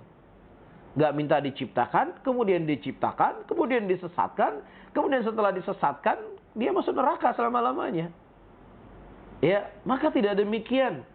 Allah Subhanahu wa taala memberikan akal kepada manusia. Allah memberikan nikmat dan rezeki kepada manusia yang mana tabiat manusia mereka akan lebih mudah mengikuti kepada sesuatu yang memberikan nikmat kepadanya. Kemudian Allah mendatangkan kepadanya Nabi. Allah menurunkan kepadanya Al-Quran. Allah jadikan di sekitarnya ada ulama-ulama, dai-dai yang menyeru manusia kepada kebaikan dan mengingkari manusia dari kejelekan. Ya, sehingga ini semuanya tidak ada alasan, tidak ada hujjah, tidak ada uzur baginya dari kesesatan yang dia lakukan, karena semua hujjah itu sudah sampai kepadanya secara garis besar. Allah mengatakan dalam ayatnya, "Qul falillahil hujjatu." Katakanlah hanya bagi Allah hujjah yang balighah, hujjah yang jelas, yang nampak, yang terang. Falau syaa lahadakum ajmain. Kalau seandainya Allah berkehendak, maka Allah akan memberikan hidayah kepada kalian seluruhnya. Dan dalam ayat yang lain Allah mengatakan, walau syi'na la'ataina kulla nafsin hudaha. Dan kalau seandainya kami menginginkan, maka niscaya kami akan mendatangkan setiap jiwa itu dengan hidayah. Walakin haqqal qawlu minni, ya la'amla'anna jahannama minal jinnati wan nasi ajma'in. Akan tetapi sudah tetap keputusan kami, kata Allah. Yang neraka masuk neraka, yang masuk surga masuk surga. Yang diberikan hidayah dapat hidayah, yang disesatkan disesatkan. Ya, la'amla'anna jahannama, dan kami akan memenuhi neraka jahannam dari jin dan seluruh manusia yang pantas untuk masuk neraka. Dan juga Allah mengatakan dalam ayatnya, laqad dzara'na li jahannama katsiran minal jinni wal ins lahum qulubun la yafqahuna biha wa lahum a'yunun la yubsiruna biha wa lahum adhanun la yasma'una biha ulaika kal an'am bal hum adall ulaika humul ghafilun. Dan sungguh kami telah memenuhi neraka jahanam kebanyakan dari jin dan manusia. Mereka diberikan hati, tapi hati itu tidak membuat mereka cerdas. Mereka diberikan mata, tapi mata itu tidak bisa membuat mereka melihat. Mereka diberikan telinga, tapi telinga itu tidak bisa membuat mereka mendengar. Dan mereka adalah bagaikan binatang ternak. Bahkan mereka lebih sesat dari binatang ternak. Dan mereka adalah orang-orang yang lalai, kata Allah Subhanahu wa ta'ala. Di sini Allah menyebutkan masuknya jin dan manusia ke dalam nerakanya Allah kapan? Setelah Allah berikan hati kepada mereka, tapi hati tersebut tidak mereka gunakan. Setelah Allah berikan kepada mereka pendengaran tersebut tidak mereka gunakan. Setelah mereka diberikan oleh Allah Subhanahu wa ta'ala telinga, tapi telinga tersebut tidak bisa, diberikan mata, tapi mata tersebut tidak bisa mereka melihat keagungan dan kebesaran Allah Subhanahu wa ta'ala. Jelas ya? Kemudian kata Syekh, nam subhanahu khalaqal khalqa bila hajatin ilaihim faja'alahum firaqatain fariqan li na'im fadlan wa fariqan lil jahim adalan. Dan Allah Subhanahu wa ta'ala menciptakan makhluknya tanpa ada hajat Allah kepada mereka. Ya, Allah enggak butuh kepada makhluk, tapi makhluklah yang butuh kepada Allah Subhanahu wa ta'ala. Dan kemudian Allah menjadikan dua jenis manusia. Satu kelompok mereka mendapatkan kenikmatan kemuliaan yang Allah berikan kepadanya, dan satu kelompok lagi Allah masukkan dia ke dalam neraka sebagai bentuk keadilan dari Allah Subhanahu wa ta'ala. Taib, wa ja'ala minhum ghawiyan wa rasyidan wa syaqiyan wa sa'idan wa qariban min rahmatihi wa ba'idan la yus'alu amma yaf'alu wa hum yus'alun. Dan kemudian Allah Subhanahu wa ta'ala menjadikan ada di antara mereka ghawi, ya, yang sesat, ghawayah, yang mereka berkubang dengan kebatilan. Dan ada di antara manusia yang Allah berikan kepada mereka petunjuk. Dan ada di antara manusia yang Allah celakakan, dan ada di antara manusia yang Allah Subhanahu wa ta'ala selamatkan. Ya, wa qariban min rahmatihi wa ba'idan. Ada orang yang diberikan dekat dengan rahmatnya Allah, ada di antara manusia yang dijauhi dari rahmatnya Allah, tetapi semuanya la yus'alu amma yaf'alu wa hum yus'alun. Tidak ditanya apa yang mereka lakukan, tetapi merekalah yang akan ditanya oleh Allah Subhanahu wa ta'ala. Dan juga datang hadis dari Abdullah bin Mas'ud radhiyallahu ta'ala anhu, qala haddatsana Rasulullah sallallahu alaihi wasallam wa sadiqul masduq inna khalaqa ahadikum yujma fi batni ummihi 40 yawman nutfah thumma yakunu 'alaqatan mithla dhalik thumma yakunu mudghatan mithla dhalik thumma yab'atsu Allah ilaihi malakan bi arba'i kalimatin wa rizquhu wa 'amaluhu wa ajaluhu wa syaqiyyun wa sa'idun فوالذي نفسي بيده إن أحدكم لا يعمل بعمل أهل الجنة حتى ما يكون بينه وبينه إلا ذراع ثم يدرك ما سبق له في الكتاب فليعمل بعمل أهل النار فيدخلها وإن أحدكم لا يعمل بعمل أهل النار حتى ما يكون بينه وبينه إلا ذراع thumma yudriku ma sabaq lahu fil kitab fa ya'ma bi amalin ahli jannah fayadkhuluha. Datang hadis dari Abdullah bin Mas'ud radhiyallahu taala anhu telah mengkhabarkan kepada kami orang yang jujur dan dijujuri. Sesungguhnya inna khalqa ahadikum, sesungguhnya ciptaan salah seorang di antara kalian dikumpulkan dalam perut ibunya selama 40 hari dalam keadaan nutfah. Ya. Kemudian menjadi alaqah. Ya, kemudian menjadi mudghah. Ya, dari segumpal daging, dari darah, kemudian menjadi segumpal daging. Ya, kemudian diutus kepadanya malaikat, yang mana malaikat itu membawa 4 kalimat. Yang pertama, dicatat kepadanya rezekinya, amalannya, ajalnya, kesuksesannya ataupun keselamatannya. Dan kemudian kata Rasulullah sallallahu alaihi wasallam, "Fawalladzi nafsi biyadihi." Demi zat yang jiwaku berada di tangannya, sesungguhnya salah seorang di antara kalian beramal dengan amalan penghuni surga. Tidak ada di antara dia dengan surganya Allah kecuali hanya beberapa dhira' saja. Kemudian dia mendapatkan apa yang telah melalui takdir tercatat untuk dirinya, maka kemudian justru di akhirnya dia beramal dengan amalan penghuni neraka dan Allah masukkan dalam neraka. Dan kemudian salah seorang di antara kalian beramal dengan amalan penghuni neraka. Tidak ada di antara dia dengan nerakanya Allah kecuali hanya beberapa jengkal saja. Ya, kemudian takdir telah mencatatnya, telah mendahuluinya hal yang lainnya. Kemudian dia beramal dengan amalan penghuni surga dan kemudian Allah masukkan dia ke dalam surganya Allah. Ini hadis yang menunjukkan kepada kita bahwasanya segala sesuatu itu telah dicatat dan ditakdirkan oleh Allah Subhanahu wa taala, walaupun dari kalangan orang-orang Al-Qadariyah hadis ini enggak masuk akal buat mereka. Lah, manusia belum beramal kok sudah dicatat. Nah, ini hadis ini enggak benar. Ya, mereka menolak hadis seperti ini, bahkan mereka ada di antara mereka berkata, kalau seandainya hadis ini aku dengar langsung dari Nabi Muhammad SAW, aku tidak akan percaya. Bahkan dia mengatakan, kalau seandainya hadis ini aku dengar langsung dari Allah Rabbul Alamin, maka aku berkata, ya Allah, engkau tidak mendatangkan perjanjian yang benar kepada kami. Subhanallah. Ini merupakan ucapan-ucapan kufur, ya, ucapan-ucapan yang jelas dia bisa menggugurkan keimanan seseorang, dan kita kita memohon kepada Allah agar Allah menjauhkan kita dari segala bahaya, dari segala hawa, karena hawa adalah jalan yang paling cepat seseorang itu dimasukkan oleh Allah ke dalam nerakanya Allah, paling cepat terjatuh dalam kekufuran. Wallahu taala alam bisawab. Baik. Kalau jaminan, kami coba terima kasih juga kepada Ustaz secara khusus atas penyampaiannya. Semoga bisa menjadi tambahan ilmu untuk kita semuanya. Dari Ikhlas Islam, kita sekarang masuk ke sesi tanya jawab. Kita memiliki waktu kurang lebih 30 menit untuk sesi tanya jawab ini.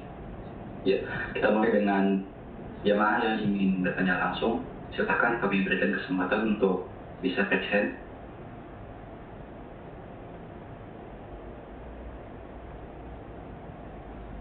Baik, sambil menunggu jamaahnya ingin raise hand, kita bacakan pertanyaan yang masuk via chat. Sini ada pertanyaan dari Allah. Penanya berkata, Assalamualaikum warahmatullahi wabarakatuh. Waalaikumsalam. Izin bertanya, kalau kita meninggalkan sholat karena lagi menonton televisi, dan kita suka meninggalkan membaca Al-Quran karena malas, dan kalau ibadah harus dipaksa, bagaimana solusinya kalau kita hanya membaca Al-Quran juga di bulan Ramadan saja?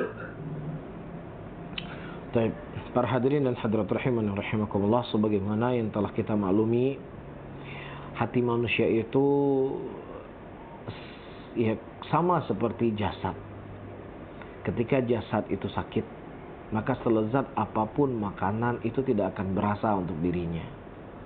Semanis apapun makanan, selezat apapun makanan, bahkan makanan favorit dia tetap akan menjadi tawar dan menjadi hambar, bahkan pahit.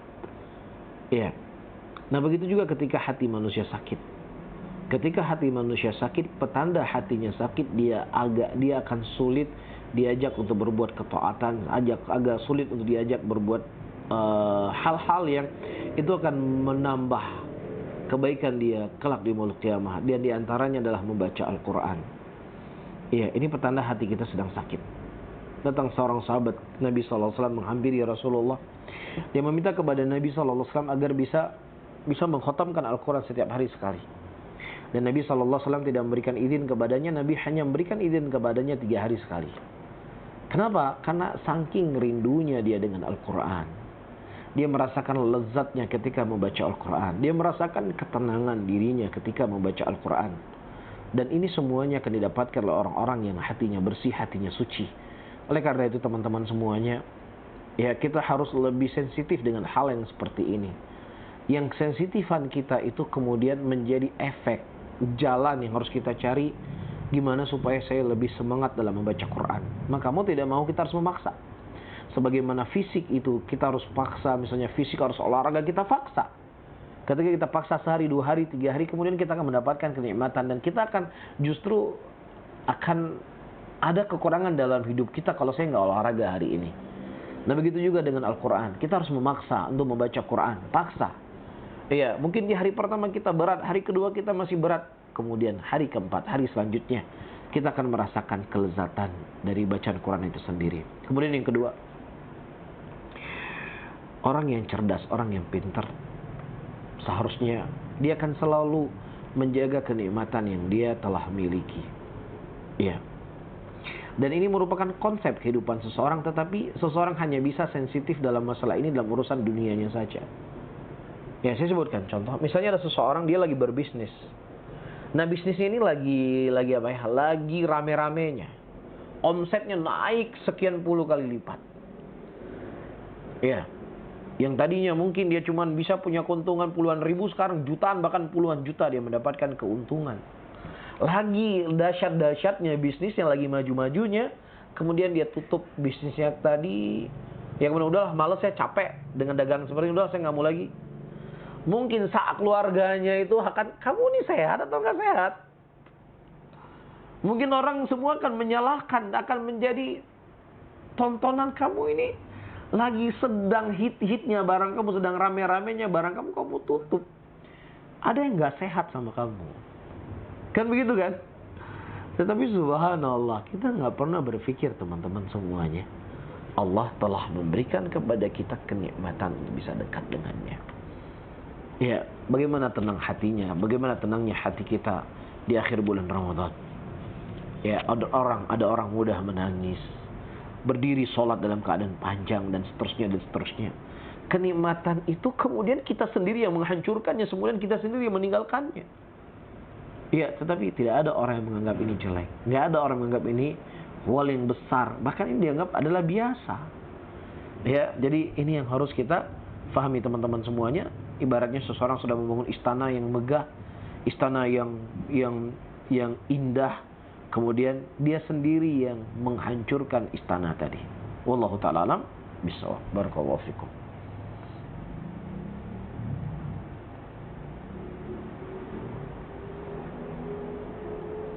Pokoknya, baik, kita sekarang pindah ke pertanyaan langsung. Di sini kita sudah ada Umu Amar yang angkat tangan. Ya, silakan Umu Amar untuk bisa bertanya langsung kepada Ustaz. Iya, jazakumullahu khairan. Assalamualaikum warahmatullahi wabarakatuh, Ustaz. Waalaikumsalam warahmatullahi wabarakatuh. Pertanyaan dari teman-teman di USAS, Ustaz. Nah. Ada 2. Yang pertama adalah Assalamualaikum warahmatullahi wabarakatuh. Semoga Ustaz diberikan keberkahan, kemudahan, dan perlindungan dimanapun berada. Amin. Ustaz mohon pencerahan dan nasihatnya.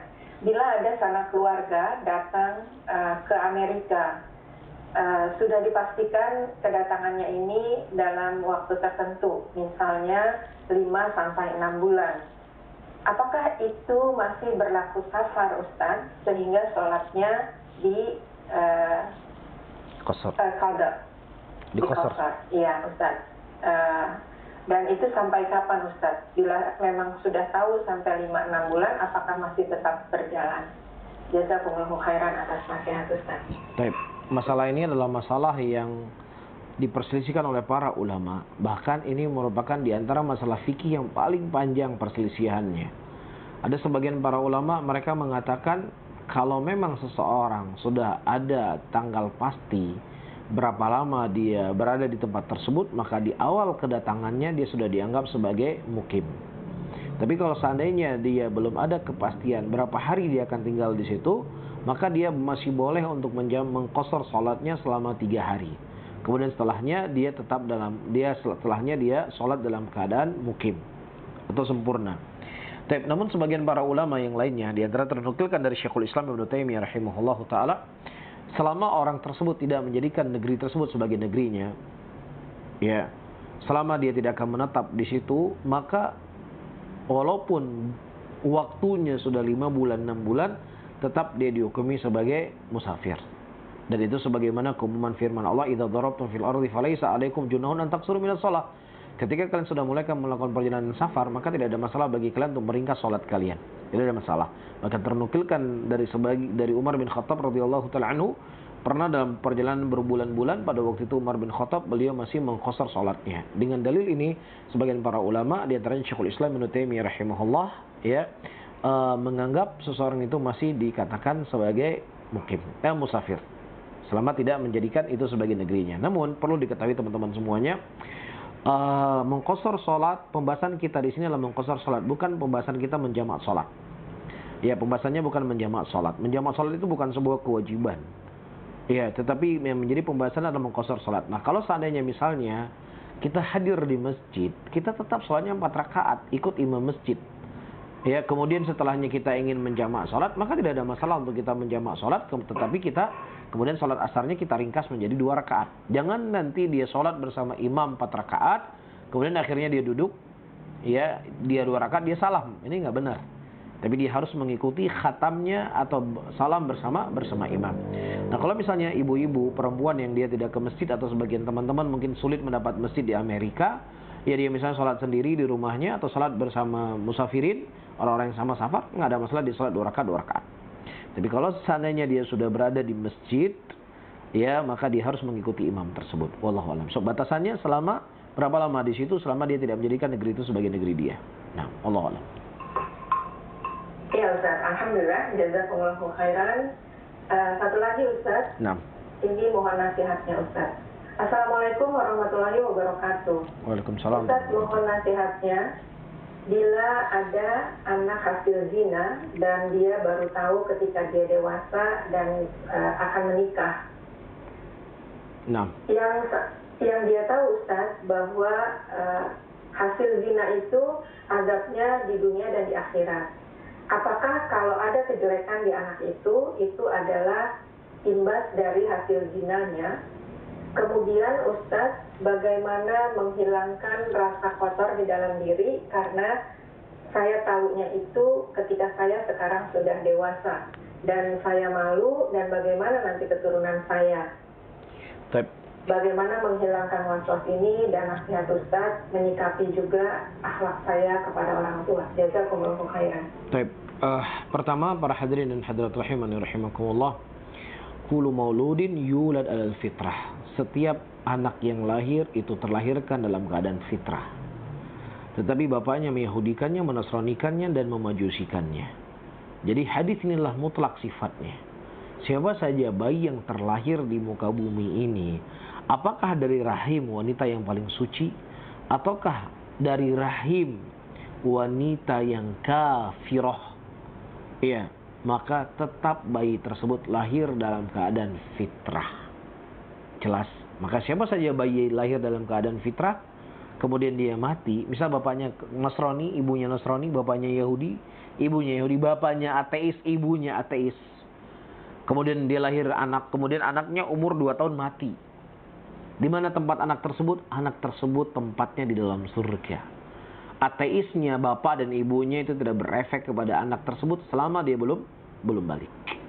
Jelas sebagaimana hadis yang datang dari Nabi SAW juga, ketika Rasulullah melihat ada seorang laki-laki yang lehernya panjang dan kemudian dikelilingi oleh pemuda-pemuda yang tampan. Kemudian ditanya siapa itu, disebutkan itulah Nabi Allah Ibrahim. Kemudian siapa yang mengelilingi tersebut adalah anak-anak yang mereka mati sebelum baliknya. Kemudian ditanya lagi oleh Nabi, apakah mereka juga anak-anak musyrikin? Iya, begitu juga anak-anak musyrikin. Sehingga dengan hadis ini, siapa saja yang seseorang itu mati dalam keadaan dia belum balik, maka dia akan masuk dalam Islam. Perbuatan ibunya itu tidak berefek sama sekali kepada dirinya. Jelas ya? Jadi bapak dan ibu-ibu yang dimuliakan oleh Allah Subhanahu wa taala, dosa yang dibuat oleh si ibu, dosa yang dilakukan oleh si bapak itu tidak berpengaruh kepada anaknya. Itu yang pertama. Yang kedua, para hadirin dan hadirat rahimani rahimakumullah, perkara yang kedua, Bagaimana cara dia menyikapi ibunya dan bapaknya? Iya. Nah, siapa saja, tentunya setiap manusia pasti berbuat kesalahan. Kullu bani Adam khata' wa khairun khata'in tawwabun. Setiap anak manusia pasti berbuat kesalahan, dan sebaik-baik orang berbuat kesalahan adalah orang yang bertaubat. Nah, dari kesalahan tersebut dia sudah bertaubat, dia sudah menyesali perbuatannya dan sebagainya, maka tidak ada yang menghalangi kita untuk berbuat baik kepada orang tua kita. Wallahu taala alam bisawab. Barakallahu fikum wa jazakumullahu khairan.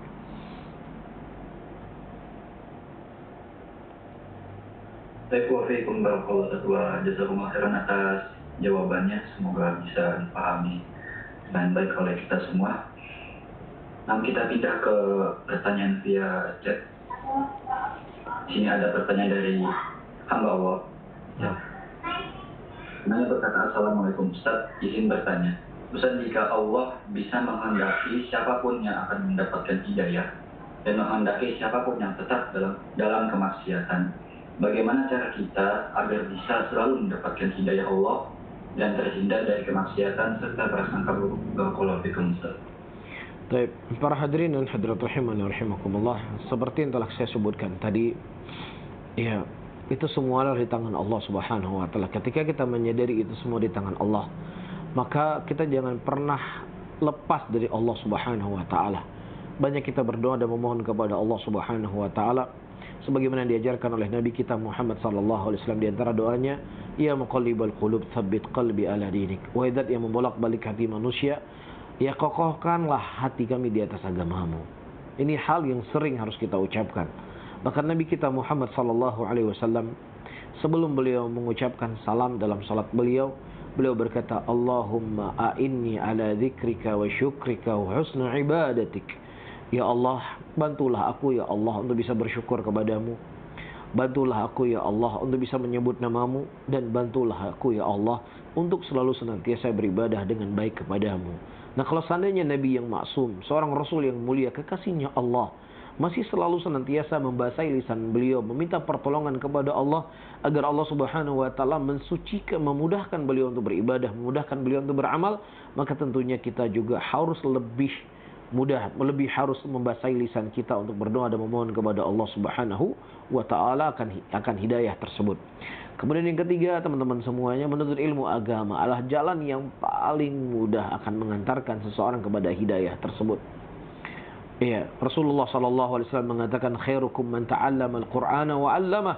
Sebaik-baik kalian orang yang pelajari Al-Qur'an dan mengajarkannya. Rasulullah menggambarkan sebaik-baik manusia, semulia-mulianya manusia. Ya, maka tentunya ya mereka lah orang-orang yang akan selalu mendapatkan petunjuk dan hidayah oleh Allah. Dan kemudian yang ketiga, yang keempat, kita jauhi hal-hal yang akan bisa memalingkan kita dari hidayah. Ya, teman yang jelek, dosa dan maksiat.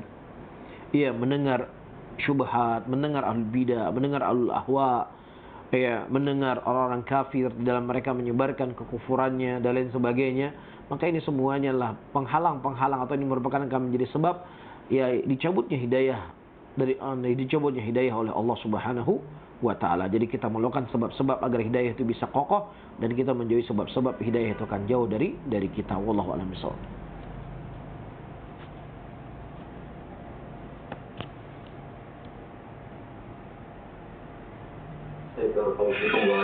Atas jawabannya, kita pindah ke penanya langsung. Sudah ada Pak Admin yang presiden, silakan Pak Admin untuk bisa bertanya kepada Ustaz. Baik. Jazakallah khair. Assalamualaikum Ustaz. Saya menyampaikan ini ada titipan yang masuk ke pertanyaan Ustaz. Assalamualaikum Ustaz, izin bertanya, anak akhwat yang sudah berumur 54 tahun dan menyadari bahwa sholat masih jauh dari kesempurnaan. Dan seperti yang Ustaz sampaikan, anak merasa sholat tidak ada ruhnya dan susah sekali untuk khusyuk sampai selesai.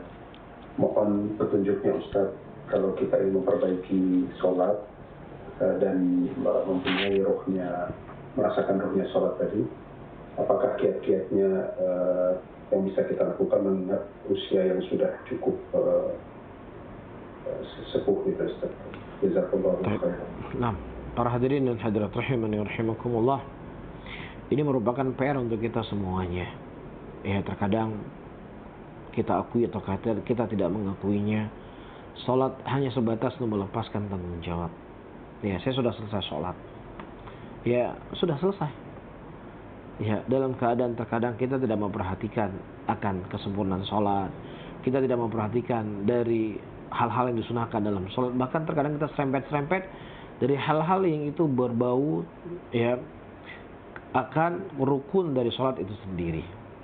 Nah di sini teman-teman semuanya ada di sana kiat-kiat disebut oleh para ulama agar bagaimana sholat kita itu ya berasa indah, agar sholat kita itu merasakan lezat yang kita rasakan, bisa mencegah perbuatan fahisyah dan perbuatan kemungkaran. Pertama, kita harus lebih mengenal Allah Subhanahu wa taala lebih mendalam. Kenapa kita harus lebih mengenal Allah Subhanahu wa taala lebih mendalam? Karena dengan kita mengenal Allah, kita akan tahu kita akan berdiri di hadapan siapa. Kita sedang berdialog dengan siapa. Dalam sebuah hadis qudsi Allah mengatakan, ketika hambaku mengatakan alhamdulillahirabbil alamin, maka aku akan menjawab hambaku telah memujiku. Iya, nah Allah memuji. Allah Subhanahu wa taala menjawab setiap Al-Fatihah yang kita baca, Allah akan menjawabnya. Iya, maka ternukilkan dari sebagian para salaf ketika mereka akan sholat, wajah mereka pucat, wajah mereka menguning, karena mereka tahu kepada siapa yang akan mereka berhadap dalam sholat mereka. Tapi ini yang pertama. Yang kedua, teman-teman semuanya, sholat itu harus ada persiapan yang harus kita persiapkan. Yang laki-laki, jangan kalau kita ke masjidnya masbuk. Apalagi misalnya ke masjidnya sambil lari-lari, Allahu Akbar, itu sampai mungkin ruku, kita sedang ngatur nafas, ngos-ngosan. Gimana kita mau khusyuk dalam sholat kita? Ya, maka ini adalah peringatan untuk kita semuanya. Ada persiapan yang harus kita persiapkan ketika kita akan sholat. Sebelum adzan kita sudah di masjid, kita sholat 2 rakaat. Ya, kemudian kita sholat sunnah rawatib. Kemudian kita coba membaca beberapa ayat Al-Quran. Hati kita sudah siap untuk sholat. Hati kita sudah siap untuk ruku dan sujud kepadanya. Ketika kita bertakbir Allahu Akbar, kita akan merasakan kelezatan yang sangat luar biasa dari takbir tersebut. Karena kita sudah persiapan, hati kita sudah menghadap Allah Subhanahu wa taala. Kemudian yang ketiga, kita mengetahui apa yang kita baca dalam sholat kita. Ya, subhana rabbiyal a'la wa bihamdi. Ya, sami Allahu liman hamidah misalnya. Rabbana walakal hamd, dan seterusnya dari bacaan-bacaan kita fahami maknanya. Kita tahu maknanya. Sehingga dengan kita mengetahui maknanya akan mudah bagi kita untuk bisa fokus dari apa yang kita baca dengan arti tadi. Hati kita, hadirkan hati, lisan kita juga terbasahi dengan apa, dengan zikir-zikir tadi, maka insya Allah akan menyatu antara hati dengan lisan, dan ini akan memberikan efek yang sangat luar biasa dari salat yang seseorang itu lakukan. Ini diantara hal yang disebut oleh para ulama.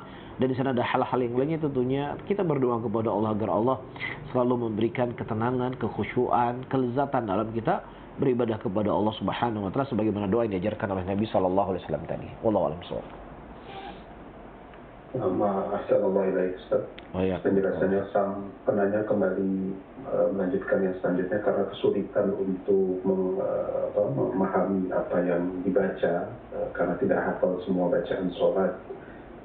Bolehkah jika beliau terkadang membayangkan sifat-sifat Allah yang maha pengampun, maha penyayang, juga membayangkan tentang indahnya surga dan pedihnya siksa neraka, apakah usaha yang dilakukan ini termasuk membatalkan sholat tersebut? Mohon pencerahannya, Ustaz. Baik, kalau seandainya seseorang membayangkan Allah Subhanahu wa taala yang mana dalam pikirannya Allah berbentuk seperti ini, maka ini tidak dibenarkan.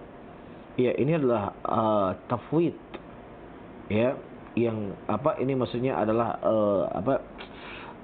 takyif, yang dia memainkan logika dan akalnya, oh Allah berbentuk seperti ini. Naudzubillah, ini tidak dibenarkan.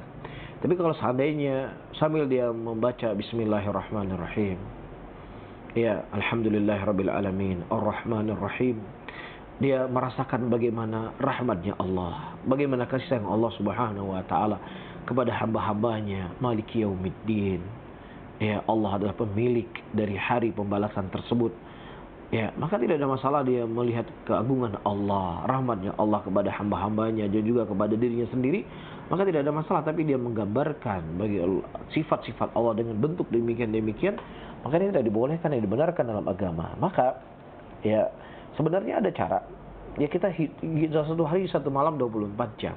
Kita mulaikan dulu dengan arti Al-Fatihah. Apa sih artinya Al-Fatihah? Coba kita baca para ulama, tafsir para ulama. Ketika kita membaca ayat Iyyaka na'budu wa iyyaka nasta'in, kita tahu artinya, tahu tafsirnya. Ghairil maghdubi alaihim waladdallin. Ya kita nggak dari 0 sampai Z kita baca. Satu hari kita baca. Kemudian coba kita baca Subhana rabbiyal a'la wa bihamdih, apa artinya, apa maknanya. Pelan-pelan insyaallah sambil kita menghayati apa yang kita baca. Maka ini adalah hal yang baik untuk membantu agar kita bisa khusyuk di dalam sholat kita. Wallahu a'lam bishawab.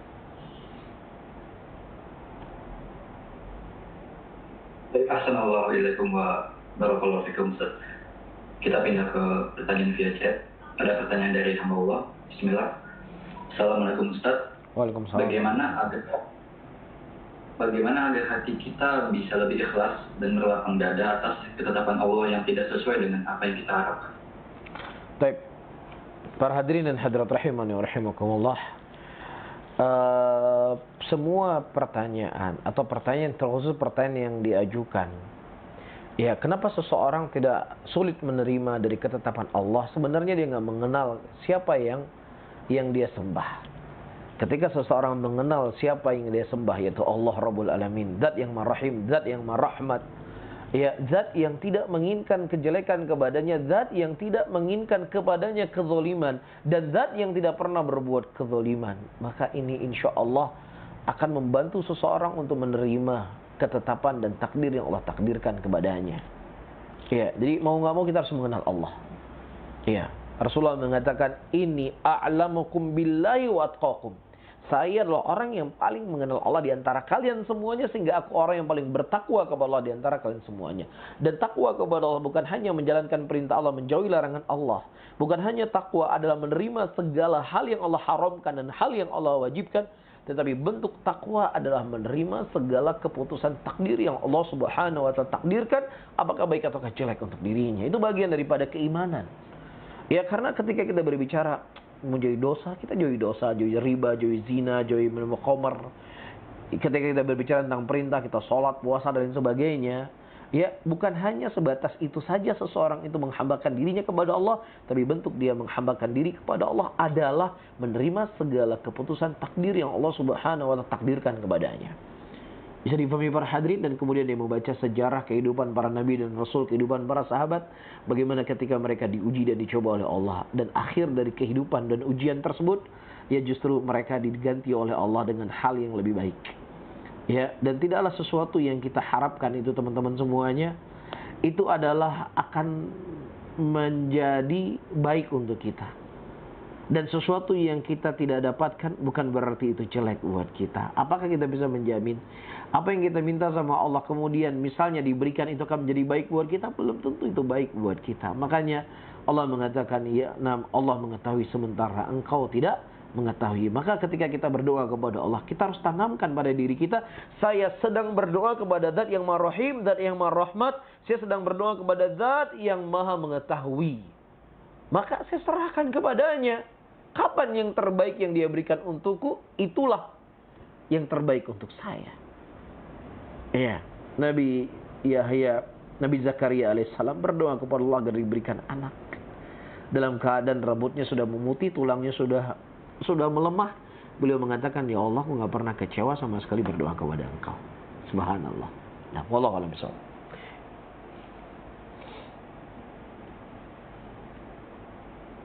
Baik, assalamualaikum warahmatullahi wabarakatuh.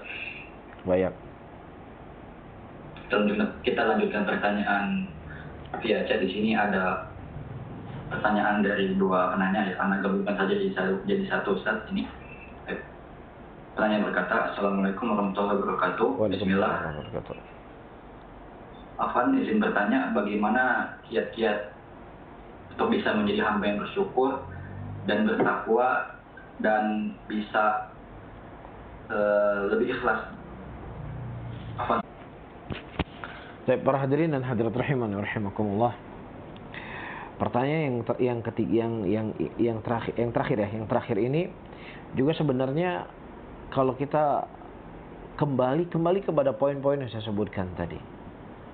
Ya, seseorang akan mudah bersyukur kepada Allah ketika dia mengenal Allah.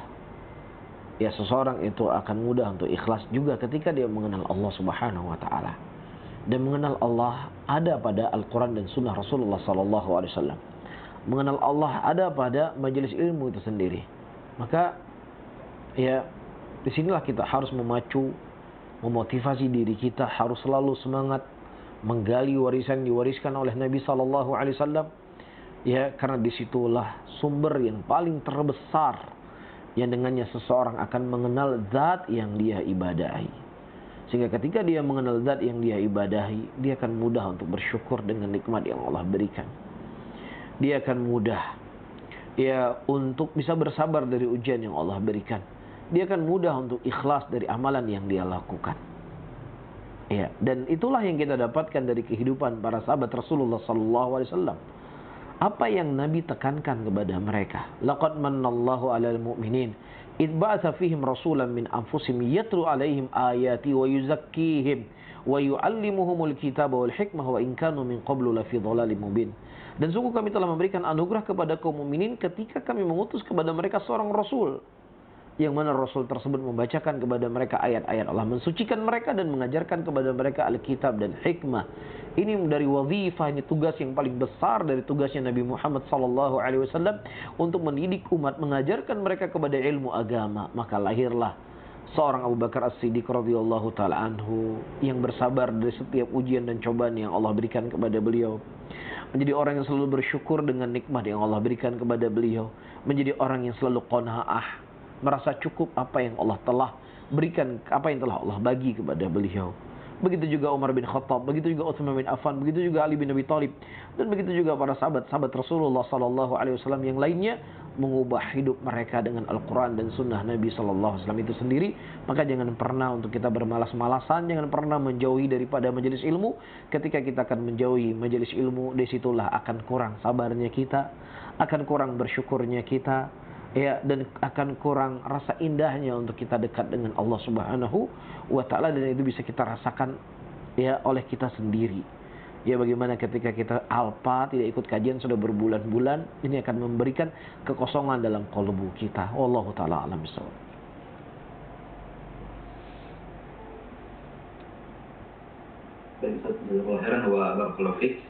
Alhamdulillah kita sudah membacakan semua pertanyaan dari jamaah semuanya dan sudah lewat 30 menit Ustaz. Namun izin untuk saat ini. Baik, barakallahu fiik. Alhamdulillah kita sudah menyimak apa yang disampaikan oleh Ustaz dari ilmu ya. Pada kesempatan pada malam hari ini semoga ilmu tersebut bisa menjadi manfaat dan tambahan pahala untuk kita semuanya, dan semoga bisa menjadi amal jariah untuk Ustaz. Kami ucapkan terima kasih jazakallahu khairan untuk Ustaz. Dan juga kami ucapkan terima kasih kepada para jemaah yang telah setia hadir menyimak kajian ini sampai akhir. Semoga dimudahkan kembali untuk hadir pada kajian yang akan datang, dan kami mohon maaf jika ada kesalahan kata maupun sikap. Wa sallallahu ala nabi Muhammad wa ala alihi wasallam. Subhanakallahumma bihamdik asyhadu an la ilaha illa anta astaghfiruka wa atubu ilaik. Assalamualaikum warahmatullahi wabarakatuh. Waalaikumsalam warahmatullahi wabarakatuh. Dakwah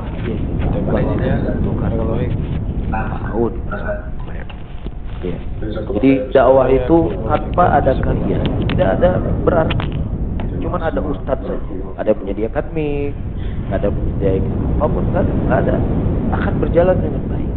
Tetapi ketika masing-masing berjalan dengan apa yang dia mau, maka insya Allah kita semua mendapatkan andil di hadapan Allah Subhanahu wa taala. Jelas ya? Jadi yang berdakwah atau saya nggak apa.